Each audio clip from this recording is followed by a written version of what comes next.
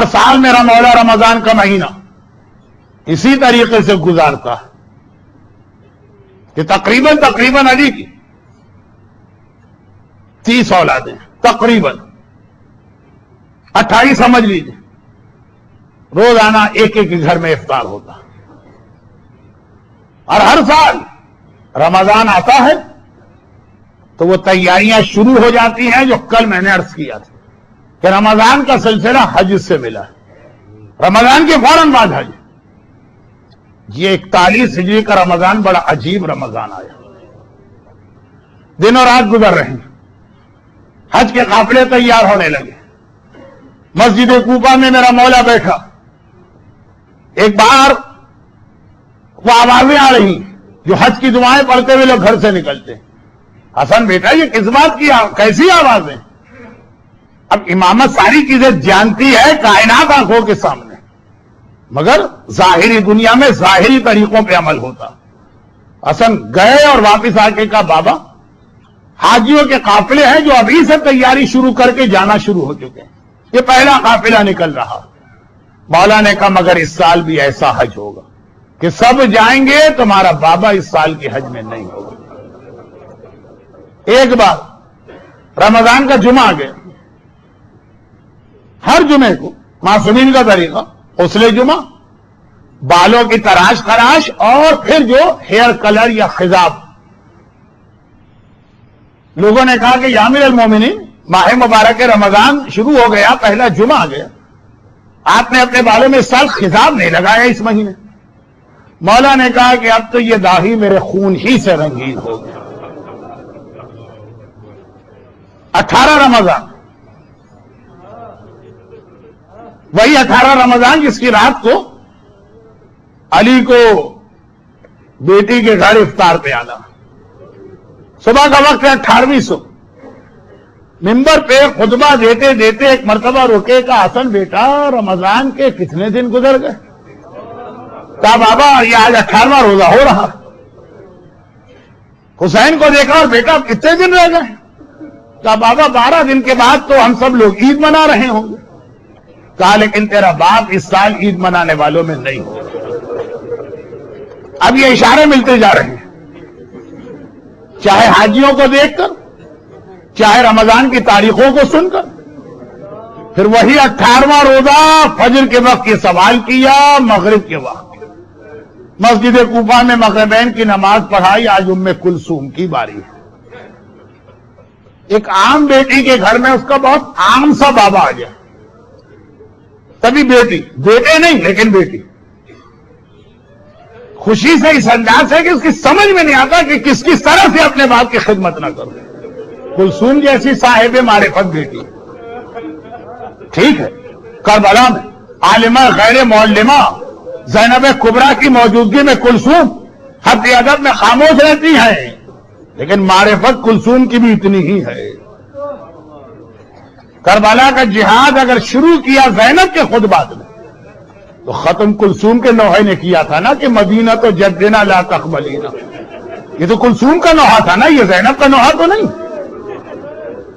کلثوم جیسی صاحب معرفت جو یقیناً عمر میں زینب سے کم ہے لیکن فضیلت میں بالکل زینب کبریٰ کے تقریباً برابر، اس کے گھر میں باپ آ رہا، کیا کیا باپ کے لیے بیٹی نے انتظام نہ کیا ہوگا۔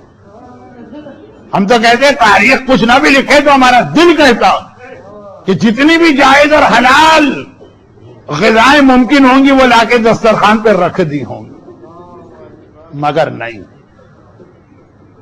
یہ خالی محبت کرنے والی بیٹی نہیں ہے، یہ معرفت رکھنے والی بیٹی ہے۔ ایک محبت کرنے والا مومن ہوتا ہے، ایک معرفت رکھنے والا مومن ہوتا ہے۔ اس جملے کو بھی ذرا آگے بڑھانا تھا لیکن اب منزل مسائل، بس ذہن میں رکھیے گا، ایک محبت ہوتی ہے، ایک معرفت ہوتی ہے۔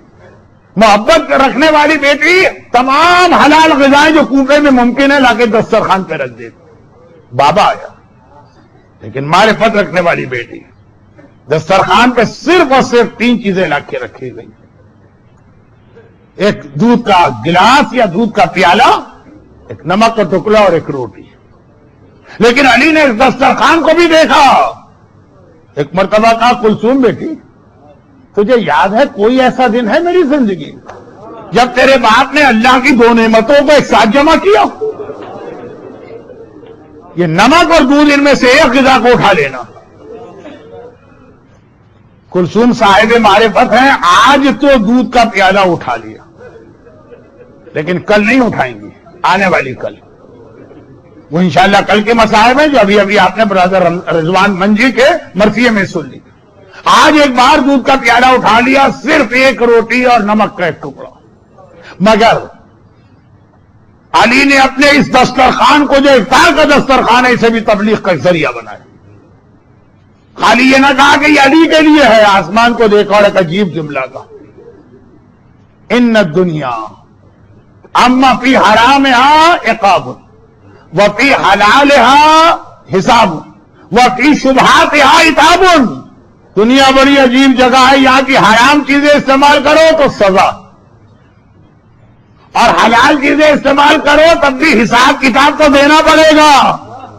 خالی یہ نعرہ نہ لگاؤ کہ مولانا یہ ہم نے نئے ماڈل کی گاڑی حلال پیسے سے خریدی ہے، یہ اتنا بڑا مکان اور ولا ہم نے حلال پیسے سے بنایا۔ حلال کا نعرہ لگا کے ہر چیز استعمال نہیں ہو سکتی، علی نے آج کی رات کو بتایا۔ فی حلالها حساب وفی شبہاتها عتاب، اور جو مشکوک چیزیں ہیں اس میں بھی خدا کی ناراضگی ہے۔ مولا دنیا سے جاتے جاتے اس دنیا کی حقیقت آپ کو بتا گئے، جس دنیا کو خود تو پتہ نہیں کب 3 طلاقیں دے چکے، اور اس کے بعد علی کا مسلح پچھا۔ ہم اور آپ تو صرف شب قدر کی وجہ سے ساری رات نمازیں پڑھیں گے، علی کے سال کی ہر رات شب قدر۔ لیکن بہرحال آج علی کی نماز، اچھا ہم اور آپ عام دنوں کے مقابلے میں شب قدر کی نمازیں زیادہ توجہ سے پڑھتے ہیں، اور علی کی نماز بالکل اس وقت ہمیں برعکس نظر آ رہی۔ عام دنوں میں ایسا نماز پڑھنے والا کہ اگر حالت رکوع میں یا سجود میں یا قیام میں پاؤں سے تیر کھینچے تو نمازی کو پتہ نہ چلے، اور آج ہر 2 رکعت کے بعد بے چین ہو کر کمرے سے نکل کے صحن میں جاتے ہیں اور آسمان پہ نگاہ ڈالتے ہیں۔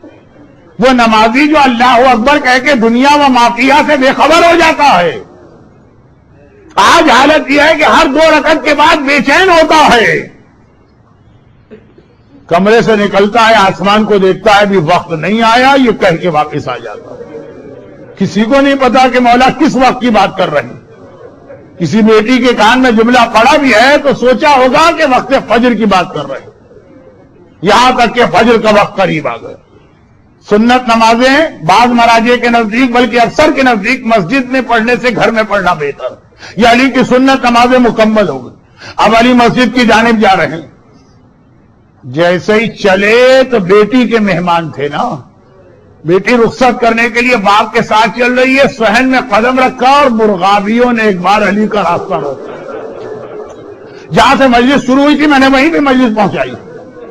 مجلس شروع اس بات سے ہوئی تھی کہ انسان علی کی معرفت نہ کرے، صاحب اسلام علی کی معرفت نہ کرے، مومن بھی صحیح معنوں میں علی کو نہ پہچانے، کائنات کی باقی اشیاء علی کو پہچانتی ہے، چاہے وہ پانی ہو اور چاہے یہ مرغابیاں ہوں۔ ایک بار مرغابیوں نے علی کا راستہ روکا، کلثوم نے ان کو ہٹانا چاہا لیکن آج وہ ہٹ ہی نہیں رہی۔ کلثوم گھبرا گئی، بابا پتہ نہیں کیا ہوا، یہ میرے گھر کی پلی ہوئی مرغابیاں اس انداز سے کبھی یہ بے چین نہیں ہوتی۔ ضرورت نہیں ہے کہ مجھ جیسا طالب علم یا کوئی بڑا عالم مسائل پڑھے، ارے ان مرغابیوں کو دیکھ لیجئے۔ ایک بار کلثوم کہتی ہے، بابا میرے گھر کی پلی ہوئی مرغابیاں متقی، ایسی بے چین تو کبھی نظر نہ آئی تھی، آج یہ راستہ کیوں روکے ہوئے؟ علی نے کہا، بیٹی انہیں کچھ نہ کہنا، ان کا خیال رکھنا، یہ کسی کا نوحق پڑھ رہی ہے، یہ کسی کا ماتم کر رہی ہے۔ انسان نہ پہچانے، باقی کائنات کی ہر شے پہچانتی ہے۔ ایک بار مرغابیوں کو ہٹا کے کلثوم نے باپ کے لیے راستہ بنایا، دروازے سے میرا مولا نکلا اور ایک بار کمر کا پٹکا یا کمر بند دروازے کی کنڈی میں اٹکا۔ مولا ایک بار رکے، کلثوم نے گھبرا کے کہا، بابا آج مسجد میں نہ جائیے، جودہ ابن حبیرہ کو بھیج دیجیے، وہ آپ کے مسجد نماز پڑھا دے، آپ نہ جائیے، یہ فالے پا جائے، میرا دل گھبرا رہا۔ علی نے کہا کلثوم بیٹی جو روز ازل سے اللہ نے لکھ دیا ہے وہ ہو کے رہے گا، جاؤ گھر میں جا کے تم بھی نماز کی تیاری کرو۔ اب یاد ہو روایتیں، ایک روایت ابھی آپ نے مرثیے میں سنی ہے، دوسری روایت بھی ہے، میں اس کو پڑھ رہا ہوں، بات کو مختصر کرتا ہوں۔ اور میرا مولا ایک بار مسجد میں گیا، گھر کے نماز شب کا افضل وقت تھا، لیکن ابن ملجم جیسے لوگ اس وقت بھی سو رہے تھے، ایک ایک کو علی اٹھاتے جاتے ہیں اور کہتے جاتے ہیں اٹھ جاؤ نماز کا وقت آ رہا، یہاں تک کہ فجر کی اذان ہوئی اور میرے مولا نے نماز شروع کی۔ یہ نافلہ فجر تھی یا واجب فریضہ فجر تھی، بس یہ وہ دو روایتیں۔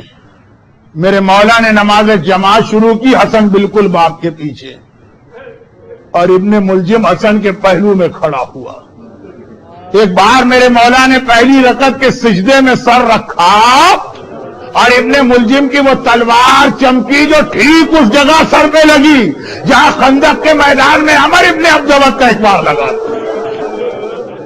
ابھی لوگ سجدے میں ہیں، یا مسجد النبوی کے نمازیوں کی سمجھ میں نہیں آیا تھا رسول اللہ سجدے سے سر کیوں نہیں اٹھا رہے، یا آج مسجد کوفہ کے نمازیوں کی سمجھ میں نہیں آیا علی سجدے میں گئے ہیں اور ایک بار کوفے کی مسجد ہلی، زمین کوفہ میں زلزلہ آیا، آسمان سے عجیب آوازیں آنے لگی، جبرائیل کا نوحہ، اور ایک بار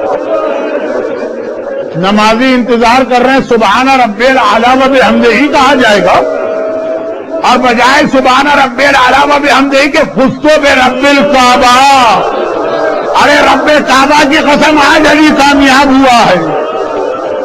اور پھر علی کی آواز آئی حسن بیٹا آگے بڑھ کے نماز کو مکمل کراؤ۔ اللہ اللہ، اس سال میری پہلی تقریر امام حسن کی فضیلتوں کے بارے میں تھی، لیکن اس امام حسن سے کوئی پوچھے مصلی پر باپ اپنے خون میں تڑپ رہا ہے اور حسن ایک بار نماز کو مکمل کرا کے بتا رہا ہے۔ اہمیت نماز سمجھو، میں سبحان ربی العظیم و سبحان ربی الاعلی کہہ رہا، میرا بابا بڑی مشکل سے میرے برابر بیٹھ کے نماز پڑھ رہا، لیکن ادھر نماز ختم ہوئی، ادھر نماز ختم ہوئی۔ حسن نے کہا السلام علیکم ورحمۃ اللہ وبرکاتہ، اور اس کے بعد اب کسی تعقیب و دعا کی ضرورت نہیں ہے، سڑک کے بابا کی جانب بڑھے، بابا کے سر کو اپنی گود میں لیا، حسین قریب آ کے بیٹھے۔ آج نمازیوں نے تسبیح چھوڑی، آج نمازیوں نے دعائیں چھوڑی، اور سب نے علی کو گھیرے میں لیا اور ایک بار علی کو اٹھا کے چلے۔ بس آپ کی زحمتیں تمام، اتنا جملہ کافی۔ آج کوئی ایک خاندان یا کوئی ایک انسان یتیم نہیں ہوا ہے، آج کائنات یتیم ہوئی ہے، آج انسانیت یتیم ہوئی ہے، آج اس کائنات کا ہر ذرہ یتیم ہوا ہے، خالی حسن و حسین نہیں۔ بس اتنا سن لیجیے، زینب عالمہ غیر معلمہ، کلثوم زینب ہی کی چھوٹی بہن، دونوں بہنیں ابھی مصلی پر فجر کی نماز ختم کر کے بیٹھی ہیں۔ ایک بار زینب نے گھبرا کے کہا کلثوم بہن، ارے یہ کوفے میں کیا ہو رہا ہے، یہ زلزلہ کیسے آیا، یہ آندھیاں کیسے چلی، ارے جبرائیل کس کا مرثیہ پڑھ رہا، ارے میں تو اماں فاطمہ کے رونے کی آواز سن رہی۔ کلثوم میری ماں کیوں رو رہی ہے، ارے اماں رو رہی، خدا خیر میرا بابا خیریت سے ہو۔ دونوں بہنیں دروازے کے قریب آئی۔ عجیب زندگی ہے زینب کی، آج کوفے میں پریشان ہے، زلزلہ، آندھیاں، جبرائیل کا مرثیہ، فاطمہ کے رونے کی آواز، ارے کوئی مجھے بتائے میرا بابا کس حال میں ہے، اور کل کربلا میں بھی یہی موقع ہوگا، خیمے کے پردے کو پکڑ کے کھڑی ہے، زمین میں زلزلہ تو ہے، آندھیاں تو چل رہی ہیں، اماں کے رونے کی آواز آ رہی، لیکن آج پھر بھی حسن و حسین ہیں۔ کل کوئی خبر لانے والا نہ تھا سوائے زلجنا کے۔ دونوں بہنیں وہی گھر علی کا جو ابھی آپ اسکرین پہ دیکھ رہے تھے، جس کی تصویر، بہنیں دروازے کے قریب کھڑی ہیں، دروازہ ذرا سا کھولا اور باہر دیکھ رہی ہیں کوئی مسجد کوفہ سے آنے والا ہمیں خبر تو دے دے۔ ایک مرتبہ دیکھا، ارے بھیا حسن، بھیا حسین بابا کو لے کے آ رہے، گھبرا کے کہا کلثوم بہن یہ میرا بابا چل کے گیا تھا، واپس حسنین کی گود میں کیوں آ رہا ہے، اتنے سارے چاہنے والے ساتھ کیوں ہیں؟ اور جیسے ہی زینب کی نگاہ باپ کے چہرے پہ پڑی، اب جیسے جیسے علی قریب آئے چہرہ نظر آتا گیا، چہرے پہ پڑی، ارے باپ کے چہرے پہ وہ زردی نظر آئی۔ ایک جملہ سنیے، میرے مولا کا ایک لقب ہے ابو الائمہ، تمام ائمہ کا قدر ہے بزرگوار، چنانچہ علی میں تمام شہادتیں جمع ہو گئی۔ ہر امام یا تلوار کے ذریعے سے مارا گیا یا زہر کے ذریعے سے مارا گیا، لیکن میرا مولا تلوار کو پہلے زہر میں بجھایا گیا ہے اور پھر تلوار ماری گئی ہے، تلوار کی سختی بھی برداشت کی ہے، زہر کی تلخی بھی برداشت کی ہے۔ میرا مولا اس حالت میں ہے، زینب نے گھبرا کے فریاد کی، بابا، ارے میرا بابا، ارے کیا ہم یتیم ہونے جا رہے ہیں؟ بس مسجد کوفہ سے میرا مولا غشی کے عالم میں آ رہا ہے۔ جیسے ہی زینب کی آواز کان میں آئی، میرے مولا نے تڑپ کی آنکھیں کھولی، حسن بیٹا، حسین بیٹا، یہ اور کون لوگ تمہارے ساتھ ساتھ آ رہے ہیں؟ کہا بابا یہ آپ کے چاہنے والے ہیں، یہ مسجد کے نمازی ہیں، آپ کی خیریت دریافت کرنے آ رہے ہیں۔ میرا آخری جملہ، علی نے کہا بیٹا ان کا شکریہ ادا کرو، لیکن ان سے کہو بس یہیں سے واپس چلے جائیں، اس لیے کہ میرے کان میں اپنی زینب کی آواز آ رہی ہے۔ ابھی غیرت مند علی زندہ ہے، جب میں یہ آواز سن رہا تو یہ آواز ان کے کانوں میں بھی جا رہی ہوگی، علی برداشت نہیں کر سکتا، اس کی بیٹی کی آواز تو ان نامحرم سن لے۔ مولا مولا واقعاً آپ کی غیرت، مگر یہ 41 ہجری کا کوفہ ہے، صبح کا اندھیرا ہے، خالی چاہنے والوں کا مجمع ہے، زینب دروازے کے پیچھے حجاب کے ساتھ ہے، ذرا 20 سال بعد آ جائیے، یہی شہر کوفہ ہے، اندھیرا نہیں ہے، روزے روشن ہے، چاہنے والے نہیں ہیں، سارے کوفی اور یزیدی ہے۔ ارے زینب دیوار کے پیچھے نہیں ہے، بے مقلا چادر کے ہے، وہ زینب کو ایک بار بابا یاد آیا، 61 ہجری بابا یاد آیا، غشی میں میری آواز نامحرم کے کان میں برداشت نہ کر سکا، آج تو میں بے مقلا چادر کی جا رہی، پلٹ کے نجف کو دیکھا، بابا یا علی مدد، اپنی زینب کی مدد تو آئیے، آپ کی بیٹی نامحرموں کے مجلس۔